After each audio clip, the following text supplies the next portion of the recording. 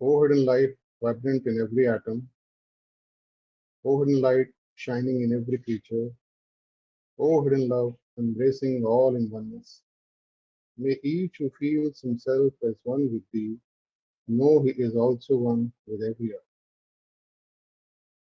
आप सबका स्वागत है शंकर लॉज की मीटिंग के अंदर। और आज के हमारे स्पीकर हैं ब्रदर शिखर अग्निहोत्री जी। इन्होंने पहले प्रोबेशन के ऊपर एक टॉक लिया था, उसी को आगे कंटिन्यू करेंगे। Initiations on the path to perfection.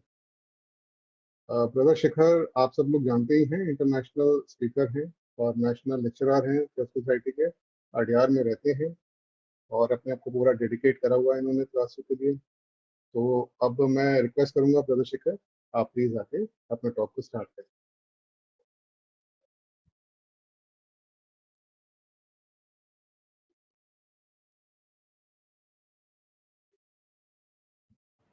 Thank you Rajiv जी, और सभी बंधुओं को बहुत बहुत प्रणाम। और मैं आज इस टॉक शुरू करने के पहले जस्ट गुरु तत्व का आह्वान भी करना चाहूंगा। ओम गुरुर्ब्रह्मा गुरुर्विष्णु गुरुर्देवो महेश्वरा गुरु साक्षात् परब्रह्म तस्मै श्री गुरुवे नमः।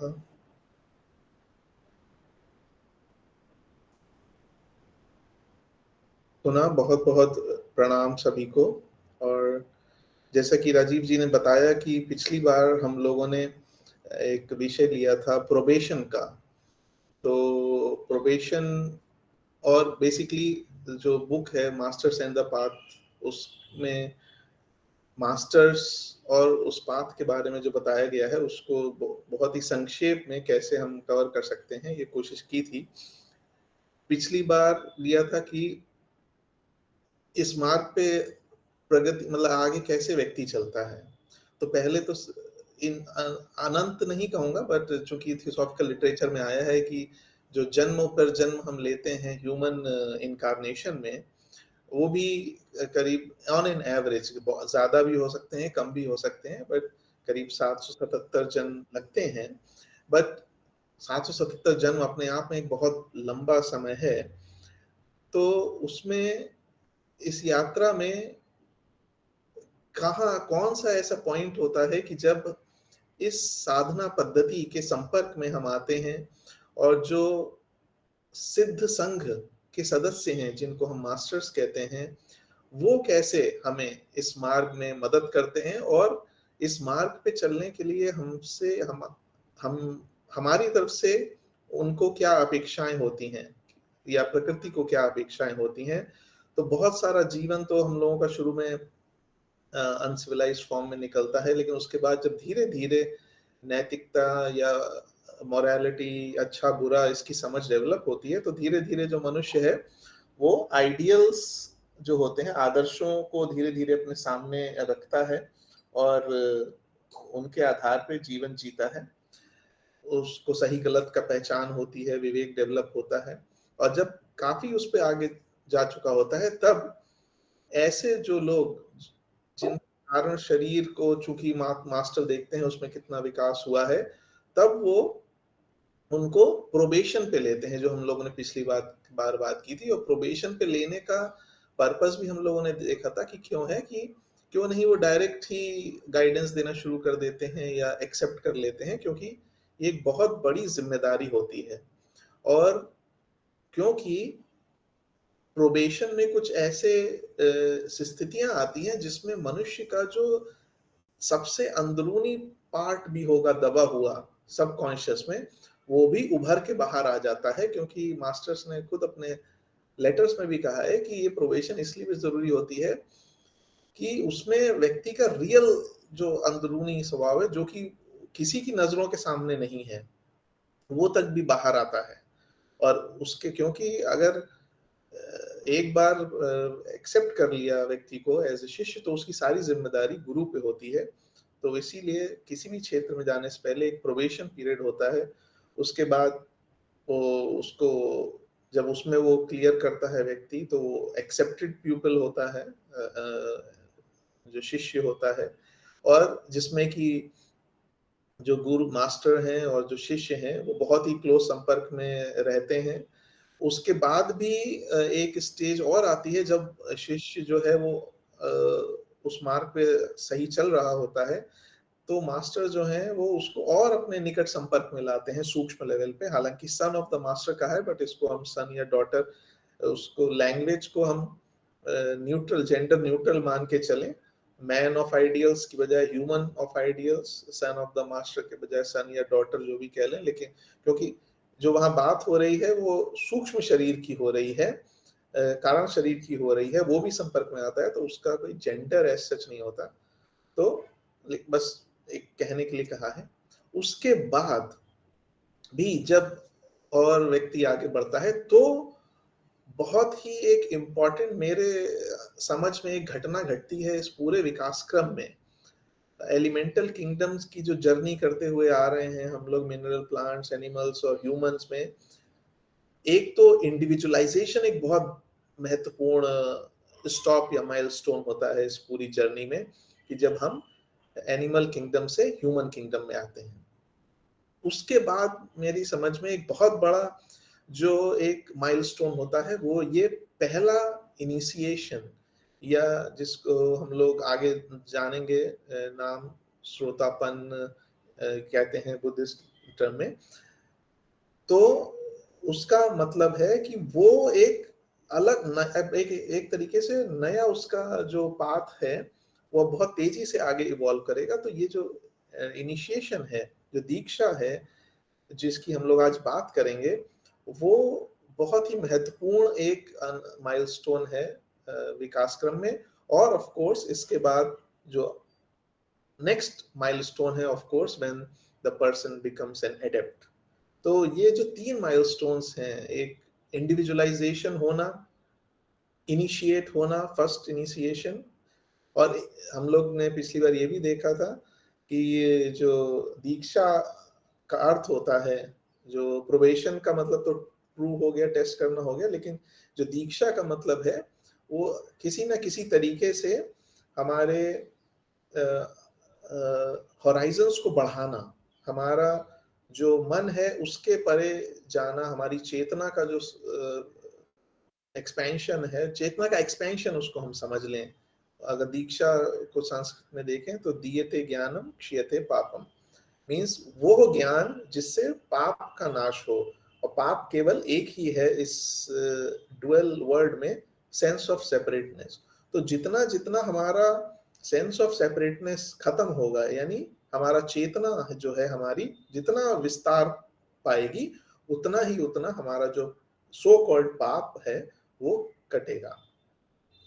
तो दीक्षा इस सेंस में, हालांकि अलग अलग लोगों के मन में दीक्षा का अर्थ अलग अलग हो सकता है, लेकिन जिस टर्म में हम लोग थियोसॉफिकल लिटरेचर में पढ़ते हैं कि ये बहुत ही एक्चुअली एक डिस्टिंक्ट, इसको कह सकते हैं, एक स्टेप्स हैं इस मार्ग पे चलने के लिए, जिसपे चल सभी लोग रहे हैं, जानते हुए या अनजाने में। लेकिन वो लोग जो चल रहे हैं अनजाने, वो विकास क्रम के जो स्पीड है उसके माध्यम से पहाड़ के चारों ओर का जो round and round and round जो रास्ता जा रहा है उस पे चल रहे हैं। लेकिन जो लोग अपने अंदरूनी इम्पल्स के कारण, अपनी कुछ इंसाइट्स के कारण, जिन्हें लगता है कि नहीं, हमें तेजी से आगे बढ़ना है, और ताकि हम डिवाइन प्लान में, इसलिए नहीं कि हम पहले पहुंच जाएं या कोई रेस करने की मोटिव से नहीं, बल्कि ताकि हम इस डिवाइन प्लान में जो जिसको मास्टर्स इंप्लीमेंट कर रहे हैं, चल रहे हैं, तो हम भी उसके एक कॉन्शियस कंट्रीब्यूटर या पार्टिसिपेंट्स हो पाए, और वो जो महान कर्म है इस संसार का कुछ बोझ अपने कंधों पे ले सकें। तो ये जो है वो दीक्षा का अर्थ है, और हम लोग आज इसी के बारे में पढ़ेंगे। इसमें बहुत सारी दीक्षाओं के लेवल्स हैं अलग अलग, जिसको हम लोग आगे देखेंगे। तो नाउ कमिंग बैक टू कि ये प्रोसेस क्या है जो मास्टर्स एंड द पाथ में C.W. लेडबीटर जी ने समझाया है। तो वो बेसिकली फर्स्ट इनिशिएशन के बारे में जब बता रहे हैं तो वो थोड़ा बताते हैं कि पहली बात तो ये है कि ये जो एक गुह्य और महान सत्य है या फैक्ट है जो दीक्षा के पूरा जो एक प्रोसेस है उसके पीछे है, वो हम ज्यादा बेहतर तब जान पाएंगे जब हम ये जो सिद्ध संघ है उसका एक जो हायरार्की है उसको थोड़ा सा समझ पाए, और जो मास्टर्स हैं उनकी काम क्या होता है उसको समझ पाए। तो उसको समझने के लिए वो एक एग्जाम्पल नहीं, वो एक्सप्लेन करते हैं जो सिद्ध संघ जो है पूरा ब्रदरहुड है उसकी, मैं एक मिनट शेयर करता हूँ।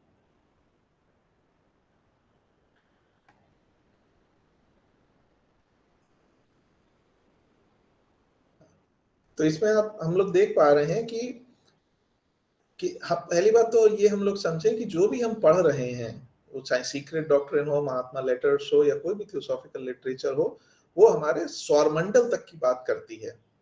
मतलब उसके बारे में वो जो भी हम पढ़ते हैं उस पे एप्लीकेबल है, उसको हम एज अबव सो बिलो करके और वो कर सकते हैं उसकी कोरोलरी।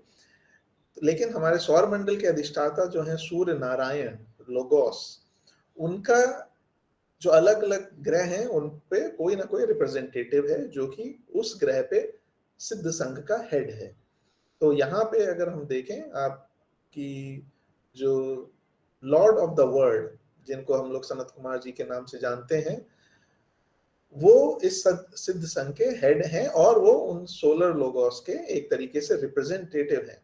और ये जो सिद्ध संघ है बेसिकली ये इस ग्रह पे हम समझे कि एक उनका कार्य करने का इंस्ट्रूमेंट है। और इस इनको अगर हम अलग अलग करके देखेंगे तो शायद हमें समझने में थोड़ी मुश्किल हो या एक दूसरे से कोरिलेट करने में मुश्किल हो। इस पूरे संघ को हम ऐसा ना माने कि ये अलग अलग लेवल पे अलग अलग कोई कॉन्शियसनेस है, बल्कि हम ये माने समझें कि ये एक शरीर है। जैसे ये हमारा शरीर है, ये अलग अलग अंगों से, अलग अलग जो हमारे ऑर्गन्स हैं, हमारी कर्मेंद्रियां हैं, ज्ञानेंद्रियां हैं, उनसे मिलके बना हुआ एक ऑर्गन है। उसी प्रकार ये जो सिद्ध संघ भी है तो इसमें अलग अलग लेवल्स पे अलग अलग चेतनाएं जो काम कर रही हैं, लेकिन वो अपनी एंटायरिटी में एक बॉडी है जो कि जो लोगोस है उसका जो प्लान है उसको कर्म के नियम के लिमिट में और अन लॉज ऑफ नेचर के लिमिट में यहाँ पे इम्प्लीमेंट कर रहे हैं। तो इसी में आप देख रहे हैं कि जो हम लोग बात करेंगे फिफ्थ इनिशिएशन एडेप्ट होने की, उसके बाद भी कितने सारे लेवल्स हैं। सिक्स्थ इनिशिएशन चौहान, उसके बाद सेवेंथ इनिशिएशन जिसमें मनु बोधिसत्व महा चौहान आते हैं, उसके बाद एट्थ इनिशिएशन जिसमें बुद्धा और प्रत्येक बुद्धाज, और ninth initiation Lord of the world जो कि एक्टिवली उसमें पार्ट कर रहे हैं। और उसके बाद भी हैं but that is another story, जो जिनको साइलेंट वॉचर कहा जाता है। लेकिन आज हम लोग जो अपना अध्ययन है वो केवल फिफ्थ इनिशिएशन तक ही रखेंगे, जो कि क्योंकि उसके बियॉन्ड अभी हम पढ़ के भी हमें उससे कोई बहुत ज्यादा इंटेलेक्चुअल उसके लिए हम पढ़ सकते हैं, लेकिन वो अभी शायद इस चेन का भी लक्ष्य नहीं है।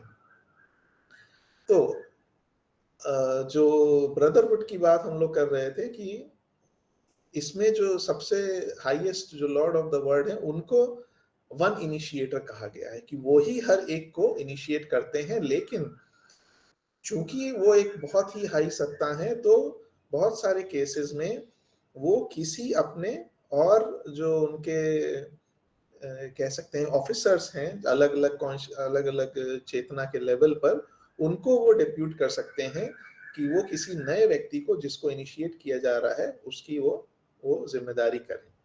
और ये जो पहली इनिशिएशन है जिसको श्रोतापन्न भी कहा गया है बुद्धिस्ट में, या परिव्राजक हिंदू उसमें, तो वो होता है कि श्रोतापन्न इसलिए कि नाउ वो व्यक्ति जो है वो स्ट्रीम में आ गया, स्रोत में, यानी जो एक तरीके से जो एक ज्ञान की गंगा एक तरीके से कह लीजिए बह रही है, वो व्यक्ति उसमें एंटर कर गया।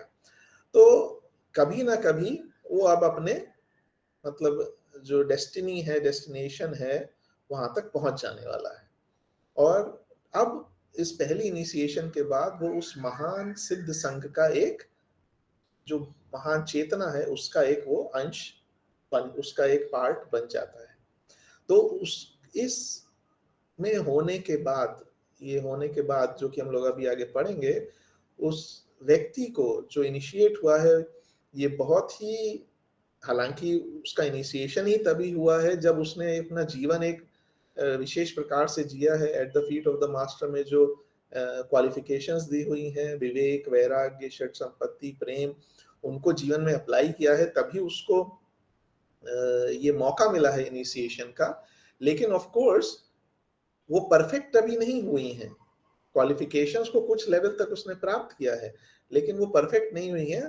तो इसीलिए यहाँ पर भी बहुत ध्यान रखना चाहिए उस व्यक्ति को कि वो कभी भी अपनी चेतना में कोई ऐसी बात ना आने दे जिससे कि उस विशाल जो चेतना है सिद्ध संघ की, उसमें कोई एक डिसहार्मनी या डिस्कॉर्डेंट एलिमेंट पैदा हो।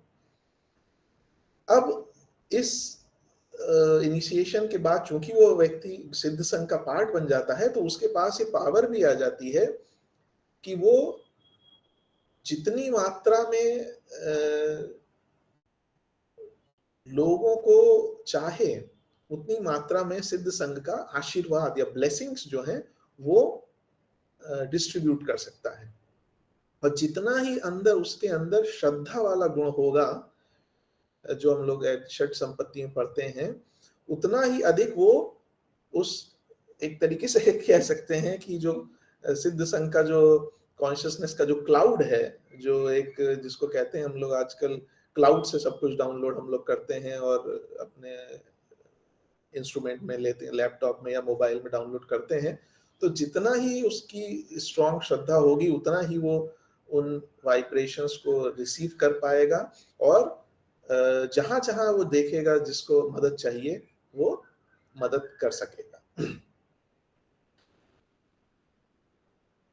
और जब वो इस महान चेतना का अंश बनता है तो उसे रियलाइज होता है कि यद्यपि ये पूरा एक चेतना जो है एक महान सागर है एक एंड से दूसरे एंड तक, लेकिन फिर भी उसमें हर एक व्यक्ति की जो इंडिविजुअल कॉन्शियसनेस है वो बरकरार रहती है।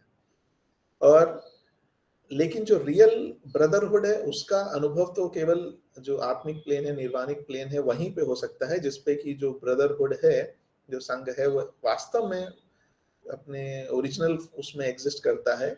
लेकिन लोअर लेवल्स पे भी उसके मैनिफेस्टेशंस हैं, यहाँ तक कि फिजिकल तक, क्योंकि जो भी सिद्ध अभी फिजिकल बॉडी में है तो उनके सारे लेवल्स पे वो अवेलेबल है। और उसकी जो वर्किंग है उसको कोई एग्जाम्पल से समझाया नहीं जा सकता है, लेकिन यह कह सकते हैं कि जो दुनिया में इस समय हम लोग एक तरीके से जो डेमोक्रेटिक कंट्रीज में जो एक वर्किंग देखते हैं कि एक चुनाव होता है, चुनाव के बाद कुछ रिप्रेजेंटेटिव्स चुने जाते हैं और फिर रिप्रेजेंटेटिव्स में से कोई एक प्रधान चुना जाता है, वो प्रधान की एक कैबिनेट होती है, कैबिनेट जो मिनिस्टर्स होते हैं। तो ये जो हम लोग अपने चारों ओर देख रहे हैं ये भी एक तरीके से उसका एक स्वरूप है, आइडियल स्वरूप, आइडियल कॉपी नहीं है, क्योंकि यहाँ पे जो सिद्ध संघ है उसमें कोई बाईपासिंग, नियम तोड़ना और ये सब नहीं हो सकता। उसमें व्यक्ति अपने वास्तविक जो वो उसकी डेवलपमेंट की स्टेज है, जो कॉन्शियसनेस का लेवल है, उसके अकॉर्डिंग प्रकृति ऑटोमेटिक उसको आगे बढ़ाती है। वहां कोई नेपोटिज्म नहीं होता है, जैसा कि हम लोग अपने संसार में देखते हैं। चूंकि मानव मन है तो वो कहीं ना कहीं से उसमें कोई ना कोई कुछ नियम को बाईपास करने का कोशिश करता है। इसीलिए जितना ही अधिक हम सिस्टम को अपने इम्पार्शल बनाते चले जाएंगे, उतना ही अधिक जो सिस्टम है वो उस हायर सिस्टम के नजदीक आता चला जाएगा वर्किंग में। इसमें आने के बाद भी हम लोग ये सोचें, जैसे अभी ये बात कही कि भाई अब वो उस स्रोत में आ गया व्यक्ति तो अब वो पार लग जाएगा, लेकिन वो बात सही है, लेकिन फिर भी होता क्या है कि कई बार फेलियर्स भी हो सकते हैं कि भले ही व्यक्ति इस आर्क पे आगे बढ़ा, उसकी इनिशिएशन हो गई और आगे तक भी हो गई, लेकिन फिर भी कई बार ऐसा हो सकता है कि वो आगे जाए तो, लेकिन जिस जिस स्पीड से कह सकते हैं उसे जाना चाहिए था या जिस गति से उसे जाना चाहिए था, उसमें वो अपने ही किसी वीकनेस के कारण डिले पैदा कर ले।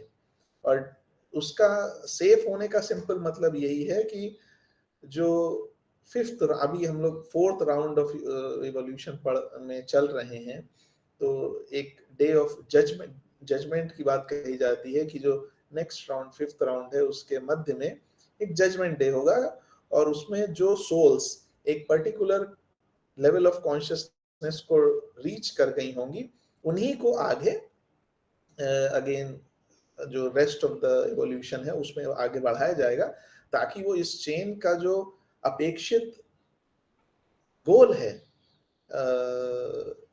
कॉन्शियसनेस का, अरहत होने का, तो उसको वो टच कर सकें।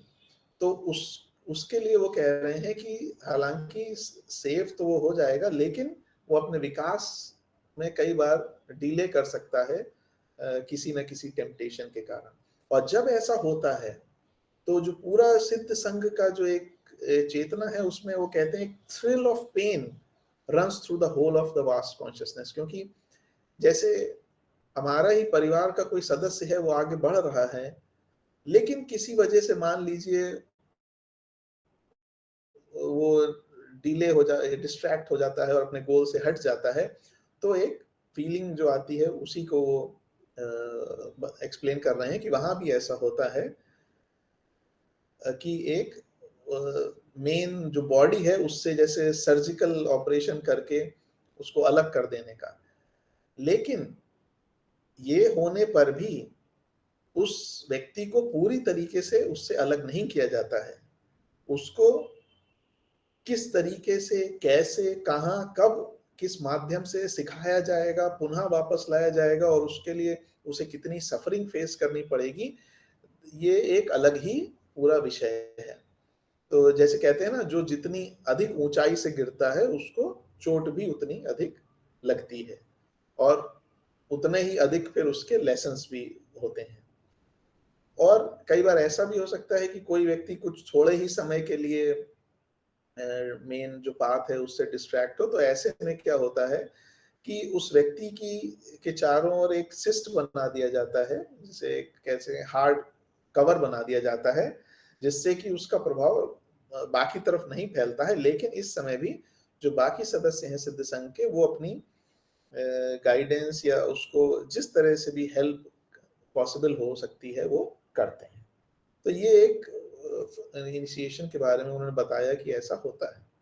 उसके बाद होता क्या है इनिशिएशन में, रियल में, तो इनिशिएशन में दो पार्ट होते हैं, दो भाग होते हैं।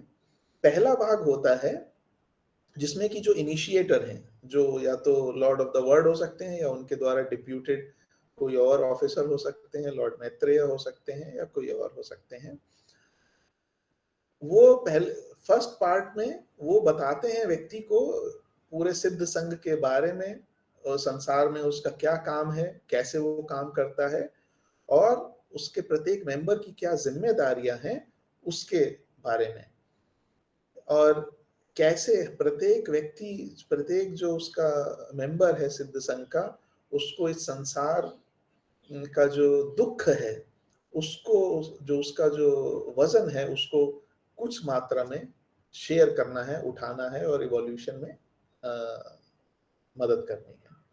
और वो बताते हैं कि भले ही वो उसमें महान महान सत्ताएं हैं, चेतना के बहुत हाई लेवल पे, लेकिन जो पूरा सिद्ध संघ है उसमें सबसे यंगेस्ट और सबसे न्यूएस्ट मेंबर की भी सलाह ली जाती है अगर कोई डिसीजन लेना होता है। और हम लोग कई बार हिस्ट्री में पढ़ते भी हैं कि जैसे जब थियोसॉफिकल सोसाइटी की स्थापना होनी थी तो कुछ लोग एग्री किए, कुछ लोग नहीं एग्री किए, फिर कैसे परमिशन ली गई कि थियोसॉफिकल सोसाइटी का समय आ गया है कि नहीं आ गया है। सो इसी तरह और भी जो डिसीजंस लिए जाते होंगे उसमें एक तरीके से सबसे डिस्कशन कंसल्ट किया जाता होगा। तो ये तो पहला पार्ट हो गया इनिशिएशन का।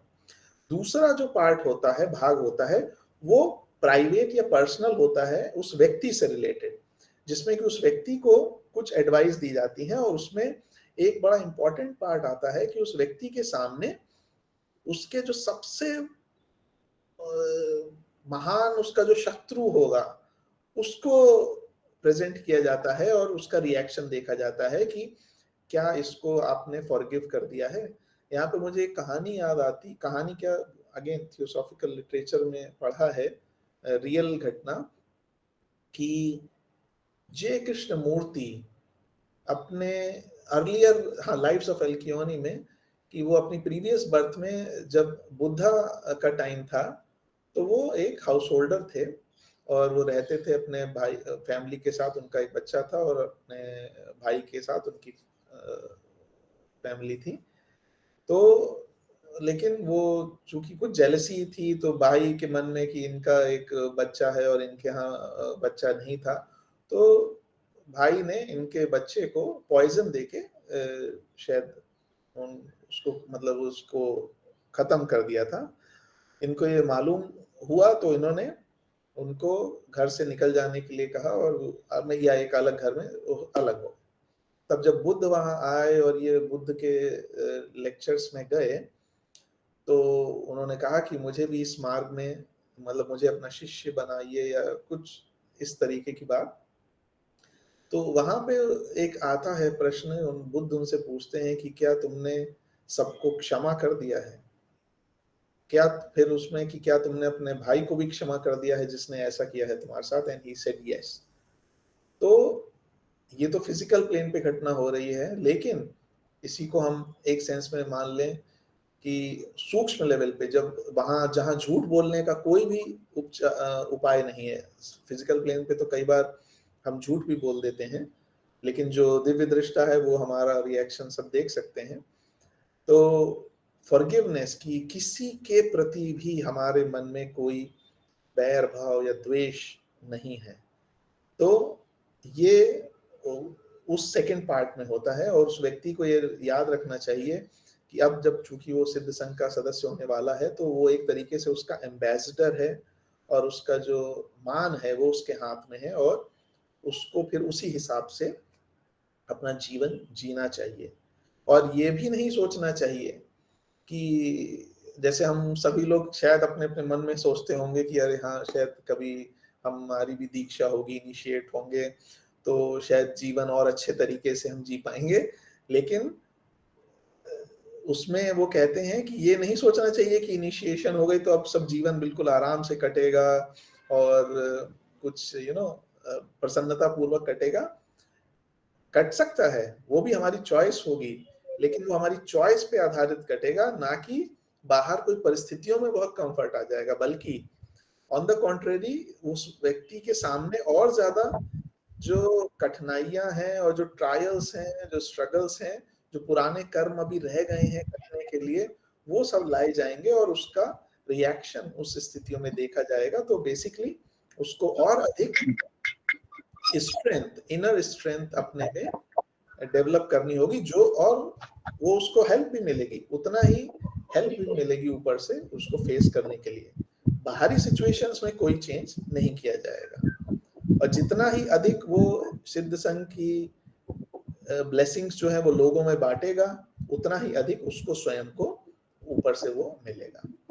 तो ये होता है इनिशिएशन की जो सेरेमनी होती है। इसकी लेंथ कितनी होती है इसके बारे में अलग अलग चीजें हैं, वो डिपेंड करता है व्यक्ति पर भी, लेकिन जनरली CW लेडबीटर लिखते हैं कि करीब 3 दिन या 3 रात, 2 दिन, 1 रात, या बेसिकली वो कहते हैं जो एक्चुअल सेरेमनी होती है इनिशिएशन की, वो तो करीब 6 घंटे से कम में भी हो जाती है, क्योंकि जो ये सेकंड भाग है और फर्स्ट भाग है उस बताने का, लेकिन उसके पहले और बाद में जो कैंडिडेट्स होते हैं उनको कुछ कुछ टाइम दिया जाता है उसको एसिमुलेट करने के लिए।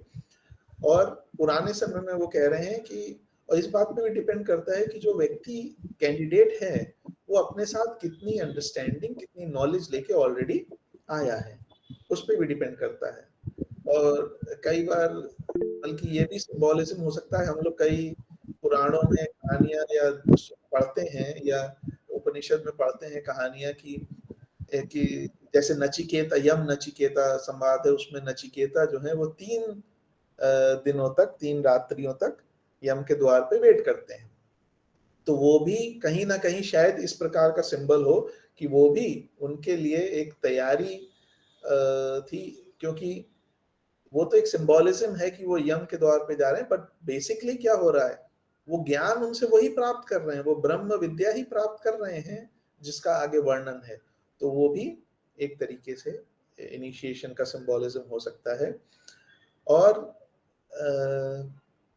इसमें चूंकि कुछ बुद्धिक लेवल के एक्सपीरियंस भी शामिल होते हैं जो व्यक्ति को कराए जाते हैं ताकि उसकी चेतना का लेवल एक्सपैंड हो, तो इसीलिए व्यक्ति का जो बुद्धिक व्हीकल है उसकी भी आवश्यकता थोड़ी उसमें यूज होती है, क्योंकि अदरवाइज यही अंतर है इंटेलेक्चुअल स्टडी में और रियलाइजेशन में, कि व्यक्ति को रियलाइज कराया जाता है, तो वो जो ज्ञान है वो उसके अंदर एक बहुत डीप व्यवस्थ हो जाता है। और उसके बाद ये मैं पहले ही शेयर कर चुका हूं कि उसमें जो व्यक्ति है उसका जो मास्टर से अपने रिलेशन है वो कोई भी हो सकता है, वो केवल प्यूपिल हो सकता है या वो सनशिप या डॉटरशिप हो, कि उसमें, क्योंकि जब केवल डिसाइपल होता है तो शुरू में तो केवल लोअर माइंड जो है वो मास्टर के इन्फ्लुएंस में होता है, लेकिन जब वो और अधिक क्लोज संपर्क में आता है तो even the causal body of the प्यूपिल जो है वो मास्टर के साथ फोल्ड हो जाती है। और ऐसे समय में मास्टर अपने और उस शिष्य के बीच में कोई पर्दा फिर नहीं डाल सकते हैं, जो कि एक तरीके से कहें तो उनका कंपैशन है, अनकंडीशनल लव है, और साथ में वल्नरेबिलिटी भी है कि अब अगर शिष्य जो करता है उसका डायरेक्ट इफेक्ट उन पे पड़ सकता है। फिर अलग अलग लेवल जो होते हैं इनिशिएशन के, उनमें अलग अलग चीजों पे काम करना पड़ता है जो हम लोग अभी बात करेंगे।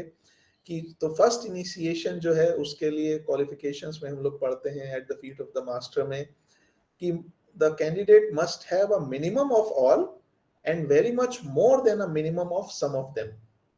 मीन्स ये ऑफ कोर्स उससे अपेक्षा नहीं की जाती है कि विवेक, वैराग्य, षट संपत्ति और प्रेम में बिल्कुल परफेक्ट हो गया हो व्यक्ति। ये तो eight the feet of the master में भी कहा गया है कि लेकिन एक सिंसियर एफर्ट होना चाहिए उस दिशा में, और कम से कम कुछ सर्टेन मिनिमम लेवल तक तो सभी को टच होना चाहिए, लेकिन डेफिनेटली किसी ना किसी क्वालिफिकेशन जो है वो उसकी बहुत स्ट्रांग होनी चाहिए, जिसमें वो बहुत ज्यादा स्ट्रांग होना चाहिए, तभी वो एक तरीके से एवरेज जो है वो एलिजिबल होगा इनिशिएशन के लिए। कि भाई या तो किसी का विवेक बहुत शार्प है, या किसी के अंदर जो एक तरीके से कहें सेल्फिशनेस बहुत कम है, यानी प्रेम बहुत ज्यादा है, या किसी में जो षट संपत्ति, गुड कॉन्डक्ट है वो बहुत अधिक डेवलप्ड है। तो जो भी है वो बेसिकली फर्स्ट इनिशिएशन का जो लेवल है उसके लिए ट्रेन करता है। और व्यक्ति को साथ ही, देखिए ये बहुत इंपॉर्टेंट है, अपने स्थूल शरीर को भी नेग्लेक्ट नहीं करना चाहिए, क्योंकि स्थूल शरीर भी सारे प्रिंसिपल्स का वेहिकल है। बाद में स्टेज आएगी जहां पे स्थूल शरीर की जरूरत नहीं पड़ेगी, लेकिन जब तक जरूरत है, क्योंकि जब ये मार्ग पे चलते हैं तो इसका बहुत अधिक स्ट्रेन भी पड़ता है मन पे, शरीर पे। तो अगर स्थूल शरीर स्वस्थ नहीं रखा है हमने, तो वो उसको जो ये ट्रांसफॉर्मेशन है, जैसे बहुत अधिक करंट, बहुत हाई वोल्टेज की अगर आप इलेक्ट्रिसिटी किसी ऐसे इक्विपमेंट में डाल नहीं बना है, तो बेसिकली वो इक्विपमेंट डैमेज हो जाएगा, क्योंकि वो उतना स्ट्रेन नहीं ले पाएगा।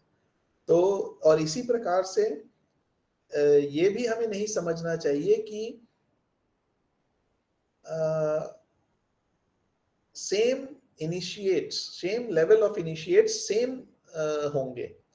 जैसे फॉर एग्जांपल कोई भी दो, मान लीजिए सो मेनी डॉक्टर्स या सो मेनी ग्रेजुएट्स या पोस्ट ग्रेजुएट्स अपनी डिग्री हासिल करते हैं, एमए, बीए, पीएचडी, एमबीबीएस या लॉ, लेकिन सारे डॉक्टर्स एक लेवल पे हों ऐसा नहीं है।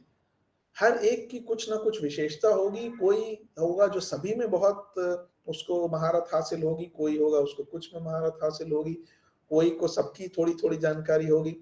तो इसी प्रकार इनिशिएशन लेवल पे भी सभी इनिशिएट एक लेवल पे हो ऐसा नहीं है, उनकी सबकी एक अपनी वो विशेषताएं होती हैं।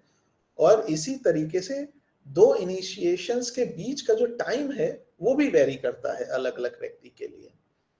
जो हम लोग बार बार पढ़ते हैं, कोई कहता है कि फर्स्ट इनिशिएशन से फोर्थ इनिशिएशन तक 7 जन्म लगते हैं, और उसके बाद 4 से 5th में 7 जन्म लगते हैं। लेकिन बुद्धा से जब ये क्वेश्चन पूछा गया तो उन्होंने कहा कोई जरूरी नहीं है, और all depends on the individual, कि डिपेंड्स ऑन द, और यही महात्मा लेटर्स में भी बार बार कहा गया है कि उन पे डिपेंड नहीं करता है, वो कैंडिडेट पे डिपेंड करता है कि कितना वो उसका डेडिकेशन है, कन्विक्शन है इस मार्ग पे चलने का, सिंसियरिटी है, उसी हिसाब से वो आगे बढ़ता है। और वर्तमान का जो समय है, ये बार बार कहा जाता है अलग अलग स्क्रिप्चर्स में अलग अलग माध्यम से, कि ये जो वर्तमान समय चल रहा है ये बहुत इंपॉर्टेंट है पीरियड इन वर्ल्ड्स हिस्ट्री, जिसमें कि progress at all levels of evolution can be very rapid. इसको हम लोग कहते हैं कि इस समय कलयुग चल रहा है। तो कलयुग चल तो रहा है, लेकिन आप देखें कलयुग की जो लेंथ है वो सबसे छोटी होती है, और इस मार्ग पे चलने वाले के लिए ऑब्स्टेकल्स बहुत ज्यादा होते हैं।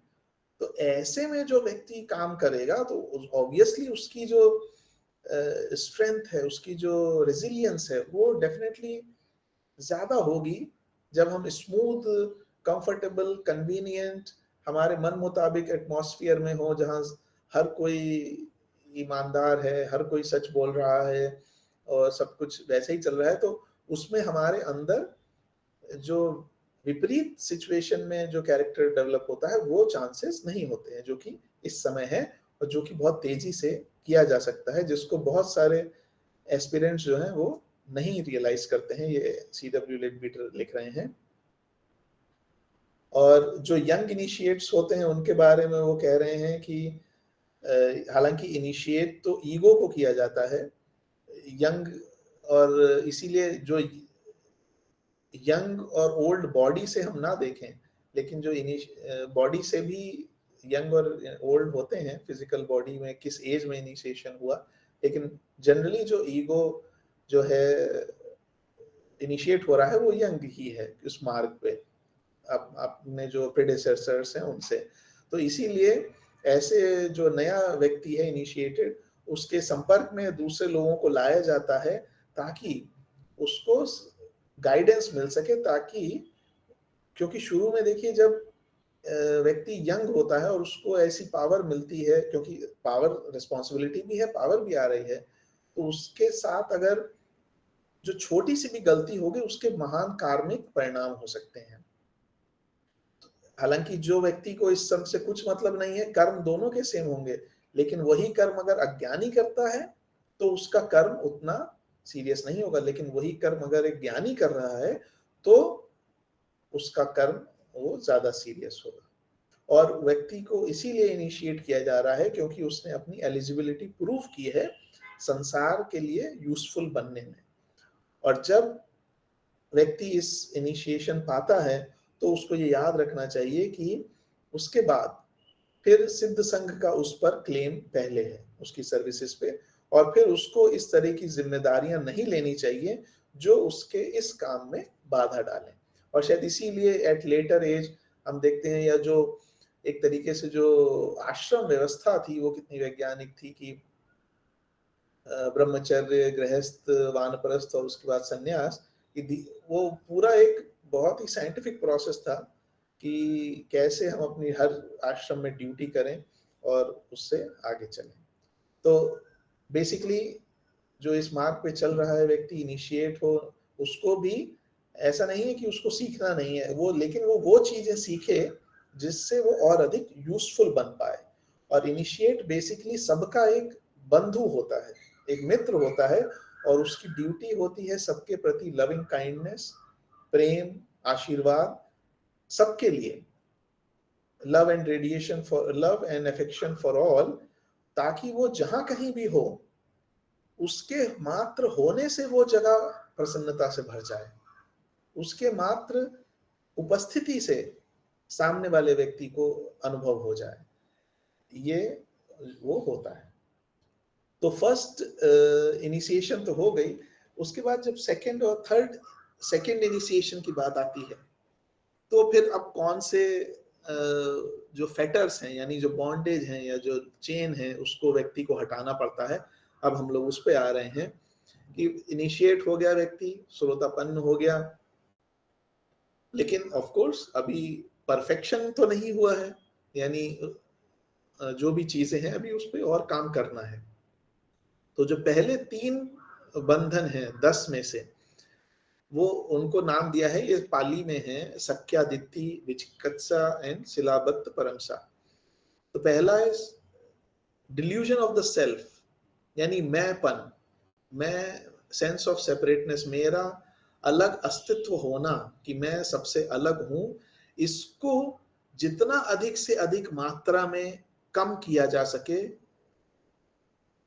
वो करना चाहिए। और ये कैसे होगा, ये समझने में कि मेरी प्रोग्रेस, मेरी जो विकास है या मेरा इवोल्यूशन जो है, वो इस बात में नहीं डिपेंड करता है कि मैं अपने इवोल्यूशन पे कितना काम कर रहा हूं, बल्कि वो इस बात पे डिपेंड करता है कि मैं अदर्स को कितनी मदद कर रहा हूं उनके विकास में।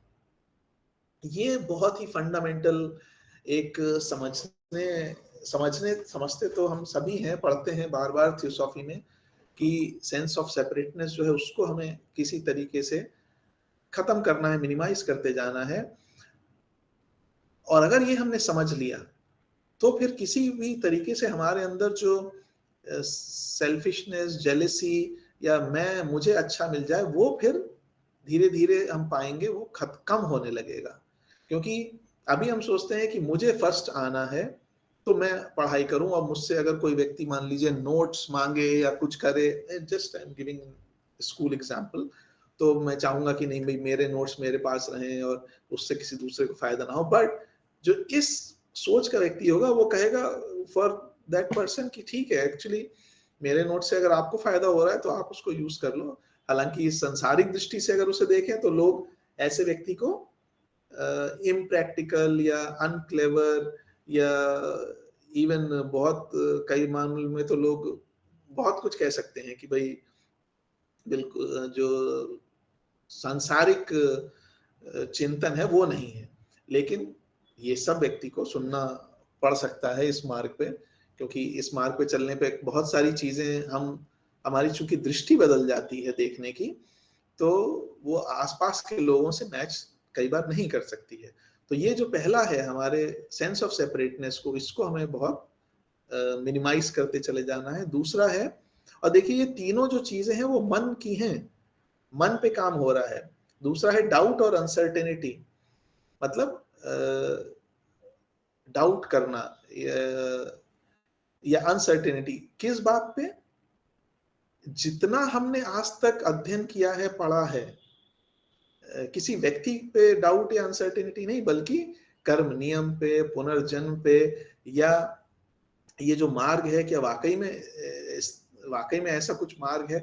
हालांकि अभी हम लोग इसको पढ़ रहे हैं तो हमको शायद ये लगे नहीं नहीं ऐसा कैसे हो सकता है, हम तो इतने सालों से, कितने जन्मों से शायद इसको कर रहे हैं, लेकिन हम नहीं जानते कि हमारे डीप सबकॉन्शियस में कौन कौन सी ऐसी लेयर्स दबी पड़ी हैं जो समय आने पर इस मार्ग पे चलने पर निकल के ऊपर आती हैं। और उसमें ये सब देखिए जो हम पढ़ रहे हैं, ये this is the accumulated wisdom of ages of different stages who have collected it और उनको वेरीफाई किया है। तो बेसिकली ये सब मेरे उसमें ख्याल में ये स्टेजेस हैं जो आती ही आती हैं हर व्यक्ति के मार्ग में, किसी के लिए पहले आ जाएंगी, किसी के लिए बाद में आएंगी। तो उसको हम कैसे ओवरकम करें। तो ऐसा डाउट या अनसर्टेनिटी जब आता है तो उसका जो हम लोग षट संपत्ति में पढ़ते हैं, faith based on individual experiment या मैथमेटिकल रीजनिंग या विवेक, तो अगर हमने वो भी अंदर अपने डेवलप किया है कि भाई हमारी पूर्ण श्रद्धा है गुरु पे या इस मार्ग पे, तो वही उसको, या हमारा विवेक इतना शार्प है, प्रज्ञा इतनी तेज है कि हम देखें, भले ही डाउट हमारे मन में आ रहा है लेकिन हम अपने विवेक से उस जो डाउट के जो पर्दे हैं उनको काट दें। और तीसरा जो है वो है basically attachment to rites and rituals and superstitions, again mind, यानी ये हमारे मन में ये जो डीप प्रिजुडिस या कंडीशनिंग है कि हम किसी की पूजा करके या कोई कर्म कांड करके कुछ पा सकते हैं, ये जो कंडीशनिंग है, पा सकते हैं डेफिनेटली, लेकिन इस मार्ग पे वो तो फिर कॉज एंड इफेक्ट के फील्ड में आ जाएगा कि आपने कुछ किया तो कुछ शायद मिल गया, आप ही का थॉट पावर वहां काम किया और उसी के आगे कॉन्सिक्वेंसेस होंगे। लेकिन इससे भी अगर हमें इस मार्ग पे आगे बढ़ना है तो हमें इससे भी अपने आप को मुक्त करना होगा। तो डिल्यूजन ऑफ सेल्फ, मैंपन, डाउट या अनसर्टेनिटी ऑन जो भी जो हम पढ़ते हैं, और किसी भी अटैचमेंट राइट्स या रिचुअल से, इससे, और ये तो eight the feet of the master में भी हम लोग पढ़ते हैं कि उससे मुक्त होने के लिए। तो ये पहले 3 फेटर्स हैं। और हर स्टेज का, हर जो स्टेज होती है दीक्षा की, उसमें कुछ स्टेजेस होती हैं। जैसे मान लीजिए हमें फर्स्ट क्लास से सेकंड क्लास में जाना है तो 1 साल लगता है, तो वो 1 साल को भी उन्होंने कुछ स्टेजेस में बांटा है। तो पहला स्टेज है मग्गो, यानी वे, यानी जब व्यक्ति काम कर रहा है अपने ऊपर, अपने साधना जिसे कहते हैं, कि वो अपने अंदर ये जो चीजें हैं उनको देख रहा है, उनको दूर करने का प्रयास कर रहा है। फिर एक स्टेज आती है फल, फ्रूट या रिजल्ट, यानी जब उसको अपने एफर्ट्स का रिजल्ट दिखना शुरू हो जाता है, कि जहां पहले वो कुछ और डिसीजन लेता या कुछ और काम करता, अब उसने कुछ और डिसीजन लिया नए ज्ञान के संदर्भ में। फिर एक स्टेज आती है भावज्ञ, मींस कंसुमेशन, दैट इज जब उसने उन फेटर्स को उसने दूर कर लिया है फाइनली, और अब वो जिस जगह पे है उस पे पूरी सेटिस्फैक्टरीली उस स्टेज पर वो काम कर सकता है जहां पे वो खड़ा हुआ है। और उसके बाद स्टेज आती है गोत्रभू, मींस अब वो समय आ गया है कि अब उसको अगला इनिशिएशन दिया जाए। तो ये 4 स्टेज हैं एक इनिशिएशन से दूसरे इनिशिएशन में, जो कि बहुत ही मेरे ख्याल से लॉजिकल सिंपल हैं कि कैसे व्यक्ति आगे बढ़ रहा है। लेकिन इनिशिएशन अगेन, सेकंड इनिशिएशन पे जाने से पहले जो इनिशिएटर हैं वो एक और टेस्ट होता है जिसमें कि एविडेंस दिया जाता है कि क्या वाकई इस व्यक्ति ने अपने जो शक्तियां थी उनका कुछ सदुपयोग किया है। तो एक सेरेमनी होती है जिसमें कि वो लोग जिनको कि उस व्यक्ति ने हेल्प की थी उनको बुलाया जाता है, ऑफ कोर्स सूक्ष्म शरीर में, अपनी टेस्टिमनी देने के लिए कि कैसे उस व्यक्ति ने उनकी हेल्प की। तो ये उसको उन्होंने कहा है it's most beautiful feature of the ceremony. फिर ये सेकंड इनिशिएशन होती है। तो सेकंड इनिशिएशन का एक और रिक्विजिट है कि व्यक्ति के अंदर अपनी मेंटल बॉडी में काम करने का वो कैपेसिटी डेवलप हो गई हो। इसीलिए जो अभी हम लोगों ने तीनों देखे, डाउट और सुपरस्टिशन और सेंस ऑफ सेपरेटनेस, ये तीनों हमारे माइंड से जुड़े हुए हैं। तो जितना जितना हमारा माइंड डिकंडीशनड होगा, प्रेजुडिसेस से फ्री होगा, उतना ही अधिक मेंटल बॉडी हमारी फ्लेक्सिबल और उसमें हम कॉन्शियस रूप से काम करने के लिए उसको प्रिपेयर कर पाएंगे। क्योंकि जो पहली इनिशिएशन होती है वो एस्ट्रल लेवल पे होती है और जो सेकंड इनिशिएशन होती है वो लोअर मेंटल प्लेन पे होती है। तो इसीलिए माइंड का जो वो है वो उस स्थिति में होना जरूरी है। और वो कहते हैं कि जो भी इनिशिएटर होता है, अगर लॉर्ड मैत्रेय होते हैं तो जो इनिशिएशन की सेरेमनी है वो उनके गार्डन में या उनके रूम में, और जो आसपास सिद्ध संघ के सदस्य हैं वो फिजिकल बॉडी में, जो दूसरे लोग हैं वो अपने एस्ट्रल मेंटल व्हीकल में होते हैं। यहाँ पे एक बड़ी इंपॉर्टेंट बात आती है कि अब चूंकि वो सेकंड इनिशिएशन हो गई है तो उसको अपने मेंटल बॉडी का जो डेवलपमेंट है वो बहुत तेजी से चलता रहता है। और यही वो एक समय है जब जो शिष्य है वो अपने मायावी रूप का इस्तेमाल करना सीखता है। ये मायावी रूप जो है, हम समझ सकते हैं, हम लोग बहुत पढ़ते भी हैं पुराणों में, मायावी रूप या मायावी मतलब body illusion, body of illusion या फॉर्म ऑफ इल्यूजन। इसमें थोड़ा सा डिफरेंस है जो C.W. लेडबीटर ने अपनी बुक में लिखा है मास्टर्स इन द पाथ, और जो HPB ने बताया है इसके बारे में। C.W. लेडबीटर लिखते हैं कि ये एक टेम्पररी एस्ट्रल बॉडी है जो कि व्यक्ति अपनी मेंटल बॉडी में पूरी तरीके से अच्छे से कंट्रोल में काम कर सकता है, वो टेम्पररी एक एस्ट्रल बॉडी बनाता है। लेकिन जो HPB कहती, और वो इसलिए बनाता है कि उसे कहीं पे मान लीजिए एस्ट्रल बॉडी में अपीयर होना है या दिखना है, एस्ट्रल प्लेन पे अपीयर होना है, कुछ काम करना है, तो वो तुरंत वहाँ अपीयर हो सकता है और जब काम खत्म हो जाएगा तो वो वापस मेंटल प्लेन पे आ सकता है। लेकिन इसमें थोड़ा सा एक ट्विस्ट है, क्योंकि HP प्लस की लिख रही हैं कि मायावी रूप is a projection of one's thought in the matter of लिंग शरीरा और ईथरिक डबल, जो कि समझ में इसलिए भी लॉजिक पे बैठता है क्योंकि देखिए, अगर व्यक्ति को कहीं एस्ट्रल प्लेन पे काम करना है तो उसकी एस्ट्रल बॉडी अवेलेबल है, और एस्ट्रल बॉडी अपनी फिजिकल बॉडी को छोड़ के, आई मीन जो एस्ट्रल मेंटल बॉडी होती है या जो, वो फिजिकल बॉडी से बहुत दूर तक ट्रैवल कर सकती है, ऑलमोस्ट फ्रीली कहीं भी ट्रैवल कर सकती है। तो अगर हमें कहीं एस्ट्रल फॉर्म में डेवलप प्रेजेंट होना है तो आप अपनी बॉडी को एक जगह ऑफ कोर्स शांत रख के और अपनी एस्ट्रल बॉडी में ट्रैवल कर सकते हैं। लेकिन कहां हम नहीं जा सकते, जहां हमें ईथरिक लेवल पे, यानी फिजिकल तो मैंने ऑफ कोर्स फिजिकल मटेरियलाइजेशन भी होता है, but that takes a lot and lot of energy, जो कि unless until it is extremely necessary वो करने का कोई फायदा नहीं है। लेकिन जो ईथरिक लेवल है उस पे भी कई बार हम लोग सुनते हैं, या जो सेंसिटिव लोग होते हैं, even normal person can see. तो ऐसे व्यक्ति जो मेंटल प्लेन पे पूरी तरीके से काम कर सकता है और उसे ईथरिक लेवल पे कहीं किसी को मिलना है या किसी से कुछ भी काम करना है, तो वो अपने थॉट को, इसको क्रिया शक्ति कहा है, इसी को क्रिया शक्ति HP ब्लॉसी कह रही है कि अपने मानसिक मन की क्रिया शक्ति के कारण वो उस ईथरिक लेवल का जो मैटर है वो अपने थॉट के अराउंड सराउंड क्रिएट करके, और जिससे उसे इंटरेक्ट करना है वो करता है, जो कि समझ में आता है। क्योंकि ईथरिक बॉडी जो हमारी है वो हमारी फिजिकल बॉडी से बहुत ज्यादा दूर तक नहीं जा सकती, वो हमारी फिजिकल बॉडी के ज्यादा क्लोज में रहती है, वो कुछ फीट या थोड़ा बहुत दूरी तक शायद चला भी जाए, लेकिन बहुत ज्यादा दूर नहीं जा सकती है। लेकिन साथ में ये भी ध्यान रखना है कि मायावी रूप is different from our etheric double.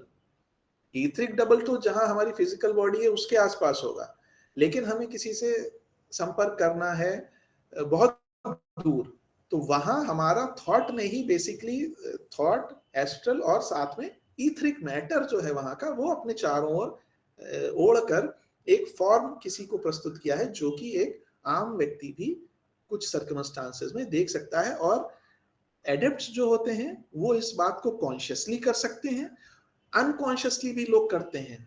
और वो कब कर सकते हैं, जैसे कई बार हम सुनते हैं कि किसी ने व्यक्ति की डेथ हो रही हो और डेथ टाइम पे उस देखा उनको,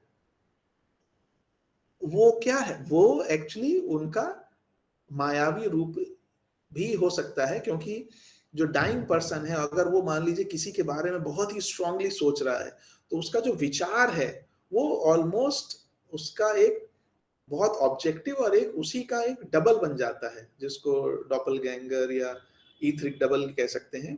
और वो एक तरीके से उसकी छाया हो जाती है, जो कि और कुछ नहीं, उसी का एक बहुत ही फेथफुल रिप्रोडक्शन हो जाता है। और वो व्यक्ति जो सोचता है वो डबल वैसा ही करता है। इसी को उन्होंने कहा है phantoms appear in the same clothes as the dying person. तो इस एक्सप्लेनेशन को हम लोग देखें तो इससे समझ में आ सकता है। शायद कंफ्यूजन यहाँ हो क्योंकि एचपी ब्लॉवस्की ने अपने लिटरेचर में एस्ट्रल बॉडी का जो यूज किया है वो कई बार दो रूप में किया है।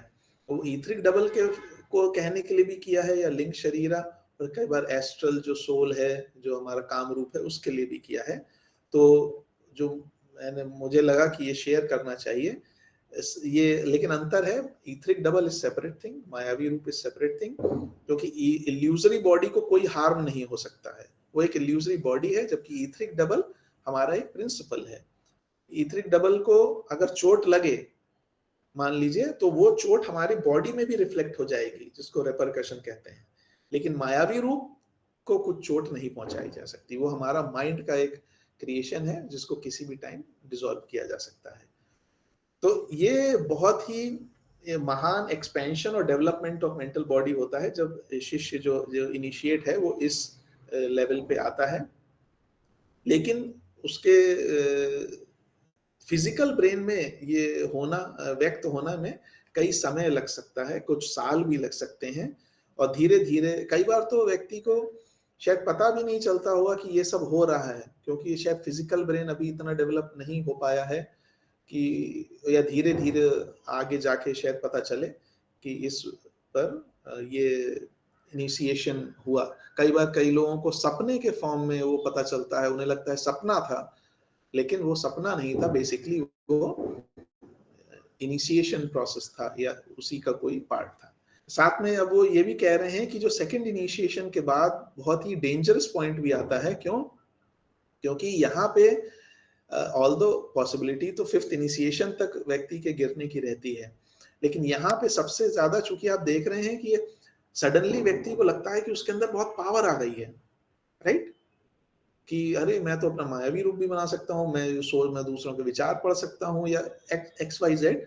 तो क्या होगा, वो अपने आप को लोगों से, आसपास के लोगों से सुपीरियर समझने लगेगा। अगर उसके अंदर वो पहले से जो हम लोगों ने बात की है, सेंस ऑफ सेपरेटनेस और हेल्पिंग सेल्फलेस नेचर की डेवलप नहीं किया है सही मायने में, तो यहाँ पे प्राइड आएगा। और जो प्राइड होगा, that is one of the major contributors in the downfall of any person on this path. तो इसीलिए ये वो कह रहे हैं कि ये जो पॉइंट ऑफ इस मार्ग में है, ये बहुत ही डेंजर पॉइंट है। और इसीलिए यहाँ पे व्यक्ति को बहुत सावधान रहना चाहिए। और इस स्टेज पे व्यक्ति को सकदागामिन कहते हैं बुद्धिस्ट टर्म में, हिंदू में कुटीचक कहते हैं, कि जो व्यक्ति ने अपना हट बना लिया है, जो कि एक शांति की जगह पे पहुंच गया है। सकदागामिन मतलब अब व्यक्ति को एक जन्म और लेना है अरहत बनने से पहले, यानी फोर्थ इनिशिएशन से पहले, कंपल्सरी वन रीबर्थ। इस स्टेज पे कोई और फेटर्स नहीं कास्ट किए जाते हैं या कोई और बंधन नहीं छोड़े जाते हैं, लेकिन इस लेवल पे उसका साइकिक और इंटेलेक्चुअल एडवांसमेंट होता है। और अगर अभी तक साइकिक फैकल्टीज नहीं आई हैं तो उस व्यक्ति को उसमें आगे डेवलप कराई जाती हैं। जैसा कि हम लोग पढ़ते हैं कि हमें शुरू में साइकिक उसके पीछे नहीं भागना चाहिए, पहले हमें अपना मॉरल जो वो है बेस वो तैयार करना चाहिए। साइकिक फैकल्टीज की जब जरूरत होगी तब automatically nature will guide.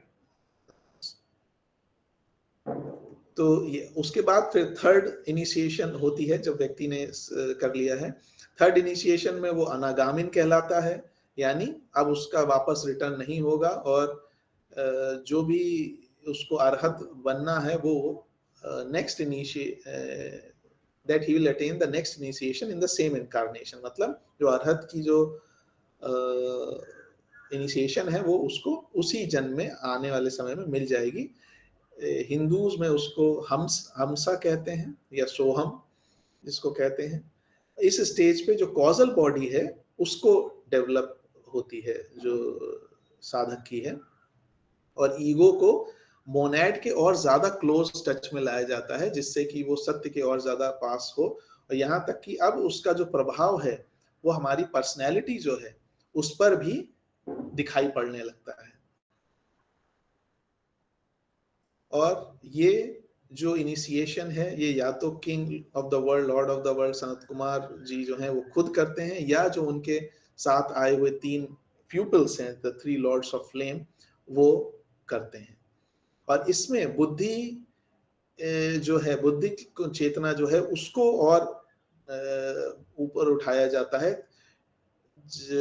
until it becomes one with its origin on the nirvanic plane, क्योंकि तब वो वही जो कहा गया कि मोनेड के और क्लोजर संपर्क में लाया जाता है। तो बुद्धिक लेवल पे भी उसको अभी भी मैं और तुम, I and you, but of course unity दिखती है, बट एट निर्वाणिक level there is no second. और उसके बाद जब थर्ड इनिशिएशन हो गया, अनागामिन व्यक्ति जो है वो अपनी सभी पावर्स के साथ संसार में अपना दैनिक जीवन जीते हुए पूरा हायर मेंटल प्लेन की जो कैपेसिटीज हैं, और रात में सोते टाइम भी वो अपने बुद्धिक प्लेन पे काम करता है, हायर मेंटल पे काम करता है। टाइम हो गया है, but I think is it okay if I take I think 5 to 10 minutes more? Yes, yes. Yes, yes, sir. Okay, thank you. ठीक है, ठीक। तो वो फिर वो अपना जीवन उसी दिशा में चला रहा है, लेकिन अगेन 2 और फैक्टर्स हैं जो उसको आगे आने वाली जो इनिशिएशन है उसके लिए वो छोड़ना पड़ता है, जो कि है काम राग और पतिघा, means attachment to the enjoyment of sensation, जो कि टिपिफाइड बाय अर्थली लव, और ऑल पॉसिबिलिटी ऑफ एंगर और हेट्रेड। बेसिकली कहना जाए किसी के प्रति भी द्वेष को खत्म करना, और दूसरा attachment to enjoyment of sensation, यानी सेंसरी प्लेजर्स जो हैं उनके प्रति जो अटैचमेंट है उनको खत्म करना। तो बेसिकली किसी भी एक्सटर्नल चीज से इफेक्ट होना उसको छोड़ना पड़ेगा इस मार्ग पे आगे बढ़ने के लिए एट दिस स्टेज, और किसी भी एक्सटर्नल चीज को उसको अपनी ड्यूटी निभाने में बाधा नहीं आने देने का प्रयास करना पड़ेगा। लेकिन कई बार यहाँ मिसकंसेप्शन होता है कि फिर क्या उसके जो प्रेम पात्र हैं या जो मित्र हैं या जो परिवार के लोग हैं तो क्या इनके सबके प्रति बिल्कुल या छोड़ दें या बिल्कुल न्यूट्रल हो जाए, ऐसा भी नहीं है। बट वो कह रहे हैं कि अटैचमेंट जो है उसको खत्म करना है, प्रेम को नहीं खत्म करना है, बल्कि ऐसे समय में तो उसका प्रेम और अधिक बढ़ जाएगा, क्योंकि अब प्रेम जो है वो पर्सनैलिटी बेस्ड नहीं है रहेगा, प्रेम जो है वो जीवात्मा के बीच में होगा, जो कि सब में वो आई मीन ईगो लेवल पे जो है वो प्रेम होगा। तो फिर ऐसे व्यक्ति का जो प्रेम है वो और बढ़ेगा, ना कि कम होगा। इसीलिए वो कह रहे हैं purest and noblest love never dies, और ना ही किसी के प्रति उसका जो अफेक्शन है वो कम होगा, क्योंकि पहले ही जब वो अपने सबसे वर्स्ट एनिमी तक को क्षमा कर सकता है पहले ही, तो फिर प्रेम तो सबके प्रति होगा ही। और फिर इसके बाद फोर्थ इनिशिएशन होती है, जो कि जिसमें कि वो निर्वाणिक प्लेन पे एंटर करता है और वहां से उस और आगे की ओर बढ़ता है। और ये इनिशिएशन कहा गया है कि एक तरीके से मिडवे पॉइंट है, क्योंकि यूजुअली कहा गया है कि 1 to 4 7 बर्थ्स होती हैं और 4th से 5th के बीच में 7 होती हैं। But again it all depends on the individual कि उसका क्या यात्रा रही है, उसका क्या डेडिकेशन और वो रहा है। तो जैसा कि हम देखते हैं बुद्धा के एग्जाम्पल से भी कि वो कैसे अपने समय से पहले उन्होंने उस लेवल को प्राप्त किया अपने एक्सट्रीम सैक्रिफाइसेस के द्वारा। तो इसीलिए इंडिविजुअल पे डिपेंड करता है, ये जो समय का बात है। और जो फोर्थ इनिशिएशन को मतलब प्राप्त कर लेता है इन दो कामराग और पतिघा के छोड़ने के बाद, वो अरहत कहलाता है बुद्धिस्ट टर्मिनोलॉजी में, और हिंदूज में उसको परमहंस कहा गया है, यानी समवन बियॉन्ड द हंस। तो अरहत means the one who is eligible.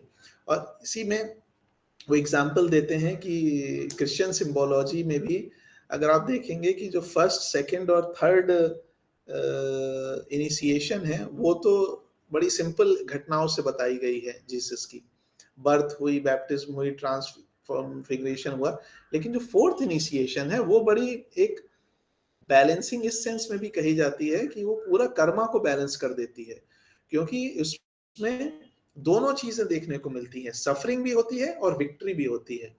तो इस लेवल पे जो होगा उसके जीवन में सफरिंग फिजिकल, एस्ट्रल, मेंटल भी होगी, लोगों से उसे खूब बुराई झेलने को मिलेगी, लेकिन साथ में हायर प्लेन्स पे वो किस तरीके से रिएक्ट कर रहा है वो उसकी विक्ट्री भी होगी। तो सफरिंग तो बेसिकली हम लोग बाहर से देखेंगे कि जैसे एचपीवी को कितनी सफरिंग झेलनी पड़ी, उनको कितने कितने आरोप लगाए गए झूठे और बेबुनियाद, जो बाद में शी स्टूड विंडिकेटेड। लेकिन वो सब बेसिकली एक तरीके से कहें तो पुराने सारे जो कर्मा थे उनको नलिफाई करने के लिए, वो क्लियर करने के लिए। इसीलिए इसी में वो कहते हैं कि इसी से पहले एक और अनुभव भी के थ्रू व्यक्ति को गुजरना पड़ता है। he also has to experience for a moment the condition called avicii। Avicii को कई लोग, कुछ लोग नरक मान लेते हैं कि कोई वो जगह है, बट ऐसा नहीं। एचपीवी ने भी एक्सप्लेन किया है, basically it is a state of consciousness जिसमें कि the individual is cut off from everything, there is no crutch to take support। यानी ना वहां कोई गुरु है, ना कोई वहां लोगोस है, ना कोई मित्र फैमिली, कोई भी नहीं है। The person is completely that feeling, that sensation कि कोई भी नहीं है, ना ज्ञान है, ना कुछ है। वो भले ही एक क्षण की अवस्था होती हो, लेकिन वो बहुत लंबी लगती है, और कुछ लोग उसको क्रॉस कर पाते हैं, कुछ लोग नहीं क्रॉस कर पाते हैं। इसीलिए जब जीसस की वो जब वो क्रूसिफिकेशन का था, उसमें एक पॉइंट आता है, वो कहते हैं why has thou forsaken me, कि मुझे क्यों छोड़। तो that was the moment, and then the next thing he says that thou will be done, कि नहीं। So that was the point that he cross that initiation. So why he has to pass such situation, जो I understand कि देखिए, अगर व्यक्ति किसी स्थिति में है, विकट स्थिति में है, और उसको कोई भी अगर सहारा मिल जाए बाहर से, तो क्या होगा? Then there will be a religion standing on that. क्यों? क्योंकि जिसने सहारा दे दिया, वो चाहे तिनका भी हो, देन दैट तिनका विल बिकम द गॉड। क्योंकि डूबते को तिनके का सहारा भी कहते हैं, but then that individual will never realize that divinity, the spark, the divine essence is within। वो तभी बाहर निकल के उसका विस्फोट होगा, रियलाइज होगा फुल्ली, जब बाहर के सारे रास्ते बंद हो चुके होंगे। उसके बिना वो हो ही नहीं सकता। So maybe that is why this stage, the experience of this state is so necessary to realize the divinity within। तो ये क्रिश्चियन सिंबोलॉजी को उन्होंने समझाया था। और उसके बाद फिर निर्वाणा या अरहत चेतना के बाद जो जो बुद्धिक प्लेन की चेतना है, वो तो फिजिकल बॉडी में ही वो कंटिन्यूस रहते हैं, और one he leaves the body in sleep और trance, he passes into the nirvanic plane. और निर्वाणिक प्लेन को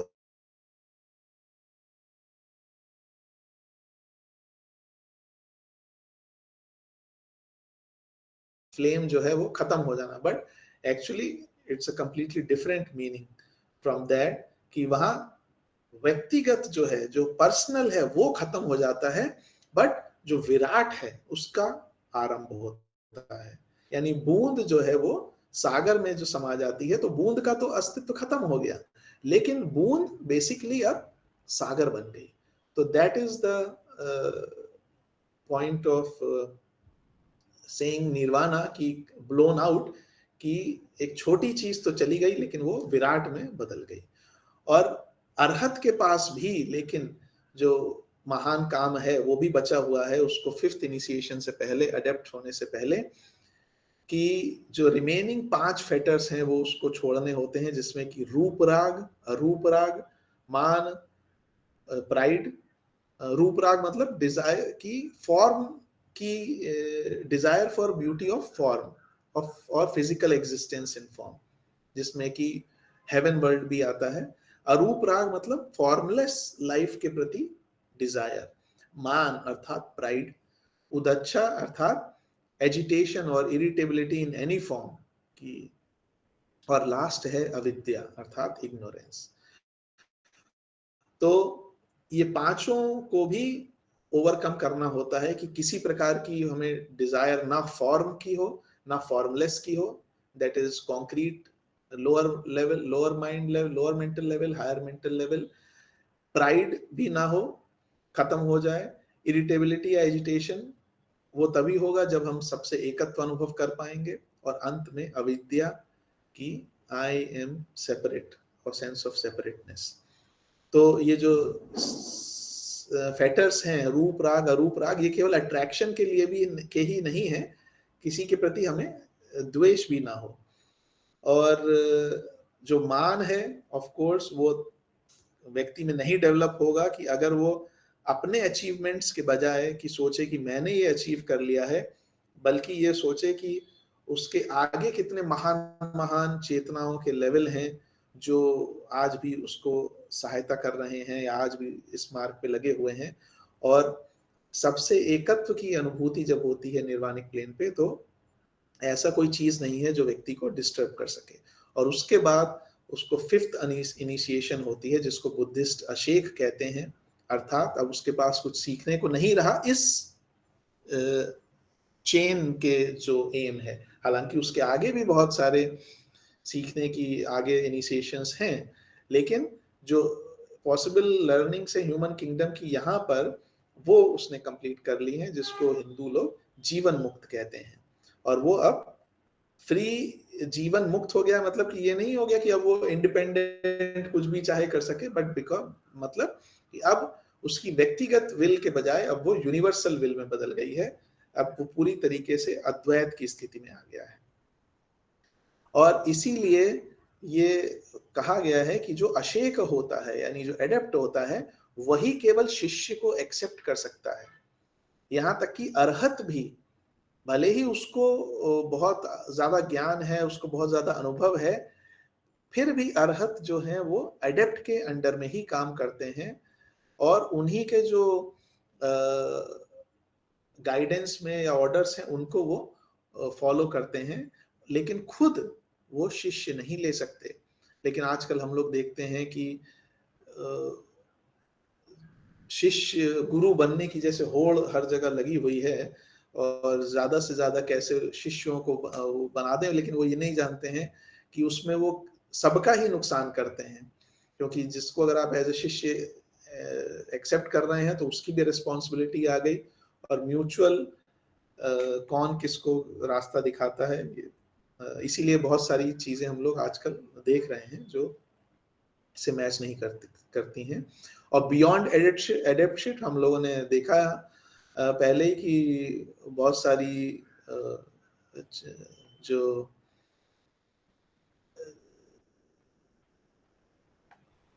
दीक्षाएं हैं वो होती हैं, जिसमें कि आप अभी स्क्रीन पे जो देख रहे हैं कि सिक्स्थ चौहान, जो कि मास्टर्स हम लोग जिनकी बात करते हैं वो सब सिक्स्थ इनिशिएशन पे हैं। उसके ऊपर 7th 8th 9th और 10th। और एक फाइनल बात जो हम लोग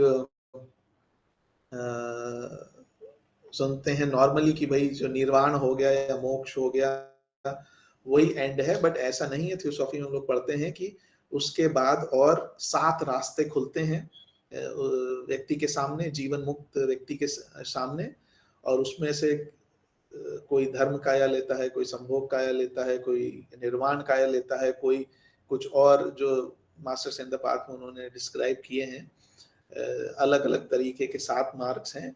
तो उसमें उन्होंने साथ में ये भी कहा है कि ऐसे जो लोग एडेप्ट्स बनते हैं उसमें से बहुत ही कंपैरेटिवली फ्यू हैं जो पृथ्वी पे रह जाते हैं इस ऑकल्ट हायरार्की का मेंबर के रूप में, जो कि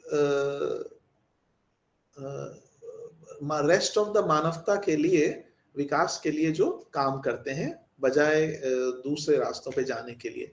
तो इसीलिए जो एडप्ट्स का जो संघ है, जो सिद्ध संघ है, उसका बहुत महत्व है। भले ही उनकी संख्या कम है, लेकिन वो एक बहुत इम्पोर्टेंट काम कर रहे हैं सभी के लिए। तो उसी में हम सबको भी अपना योगदान देने के लिए प्रेरित करती है थियोसॉफी, कि उसको हम जानें और उसमें अपना कंट्रीब्यूशन जो हो सकता है वो करें। और यहीं पे मैं ख़त्म करता हूँ, थोड़ा ज़्यादा टाइम ले लिया।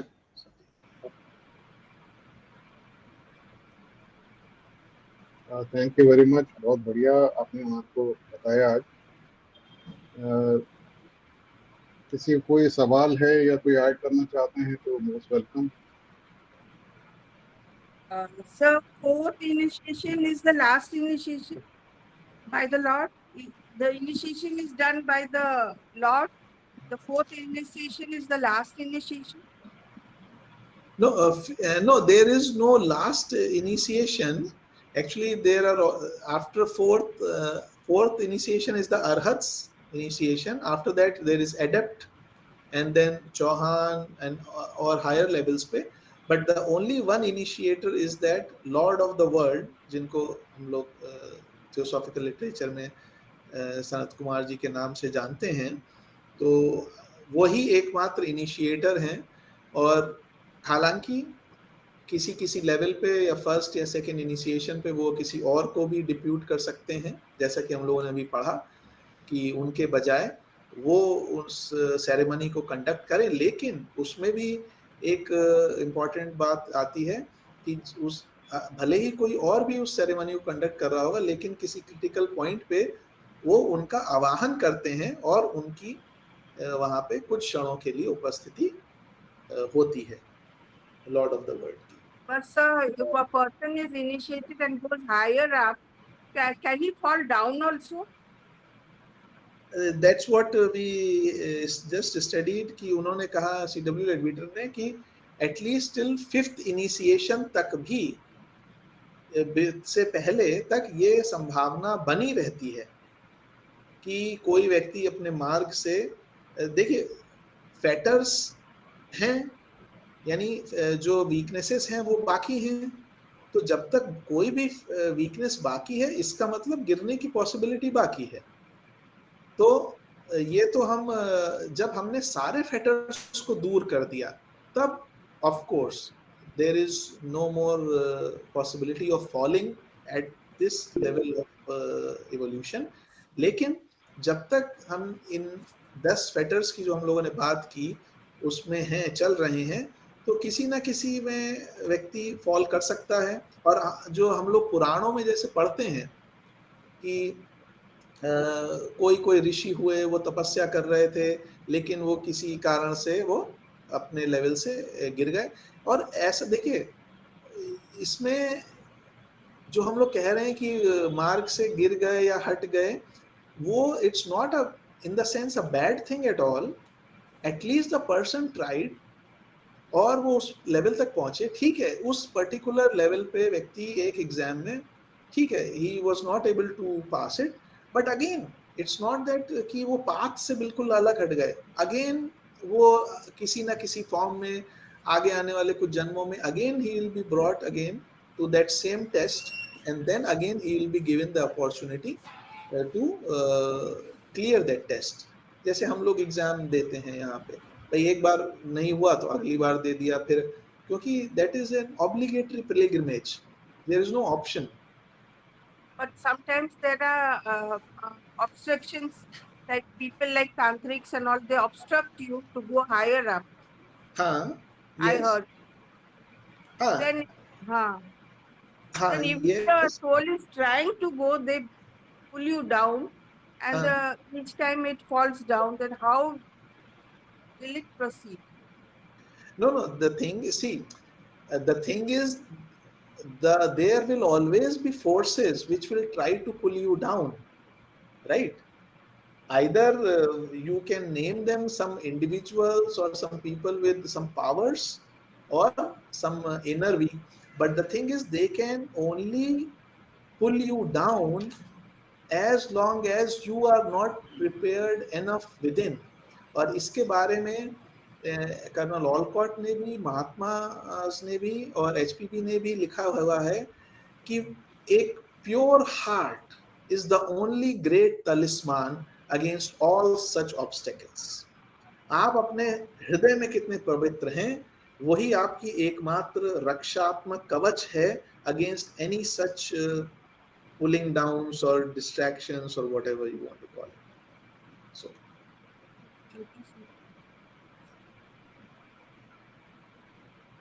Thank you Jayashree ji. विमल जी, आप कुछ बोलना चाह रही थी? Thank you, Shikhar. I think I never understood Avicii the way you explained it today. Avicii, beautifully explained. Thank you so much. Thank you so much. I just wanted to add one small thing. This Eric McGough, he is the ex-president of the Theosophical Society of England, and he has a lecture on YouTube, Masters on the Path lecture. In that, he talks about minor initiations, 4 minor initiations. Now, I searched all the literature. I couldn't find anywhere where the reference is. I don't know from where he has got it, but it is very, very interesting. So I can share it later with you, or I'll give you one example. For example, what he says is that the 4 minor initiation, the first minor is like the seasons, like spring, like a bud is formed. So that initiation is where you are seeking the truth, a truth seeker. In the mind, you are a truth seeker. In emotions, you are a person who doesn't like any type of conditioning. You fight against all accepted norms. You fight against peer pressure. You want to overcome everyday fear. Then in action, it is campaigning. People who like to protest. Like we see in our world, no, many people, we think they are also on a spiritual path because वो धरना लगा रहे हैं, कुछ कर रहे हैं, किसी के लिए fight कर रहे हैं, किसी truth के लिए, they defend the weak, and they have a mission to change the world. So yeah, like this was like one of the 4, the beginning one. So like that, there is summer, autumn, and winter. These 4 things. I'll share it with you. That link. Yes, please do. It's very nice. Okay. Thank you so much. Yeah, it was. Thank you so much. Thank you, Jayashree ji. Thank you.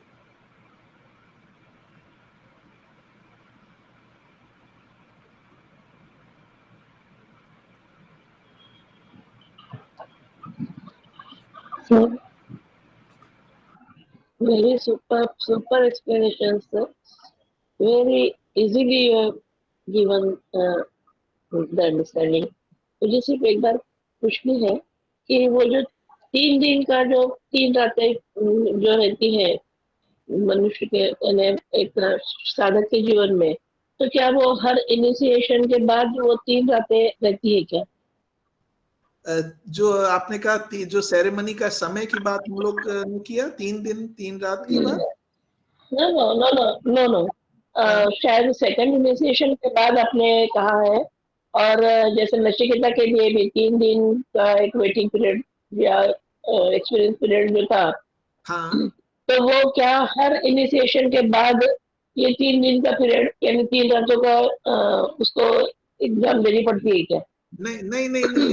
नहीं, समय का देखिए, जो भी बात कही गई है, ये लेडबीटर जी ने भी लिखा है कि ये पूरा जो समय, इसीलिए वो 3 दिन भी कोई फिक्स नहीं है, कहीं कुछ 3 दिन 3 रात, कहीं केवल 2 दिन 1 रात, या और भी कुछ घंटे या कम, और 2 इनिशिएशंस के बीच का समय, या कौन कितना समय लेगा पहली इनिशिएशन से चौथी तक, ये जो सारा का सारा है एक जनरल बात है। Ultimately it depends on the individual कि उसके अंदर कितना जो अगेन कन्विक्शन है, एफर्ट करने की सिंसियरिटी है, और वो कितना शिद्दत से अपने मार्ग पे चल रहा है, दैट विल आइदर रिड्यूस और elongate दैट ड्यूरेशन। वो उस समय को बढ़ा भी सकता है। इसीलिए देखिए कई बार तो लोगों का पूरा पूरा जीवन ही उसमें कई जीवन निकल जाते हैं उसी केवल एक गुण को पक्का करने में। तो इसीलिए वो कोई फिक्स नहीं है, बट जितनी जल्दी वो साधक इन फैक्टर्स को खत्म करता जाएगा, उतना ही जल्दी उसका जो इनिशिएशन है वो होती जाएगी। Okay.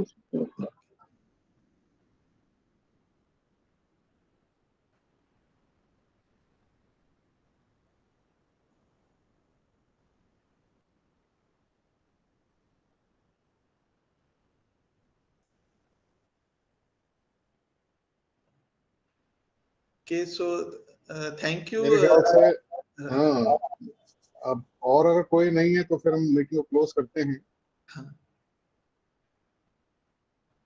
तो Thank आपका you. बहुत बहुत धन्यवाद। Thank you very much, thank you very much. So we'll close the meeting with the universal prayer. Okay. O hidden light, vibrant in every atom. O hidden light, shining in every creature. O hidden love, embracing all in oneness.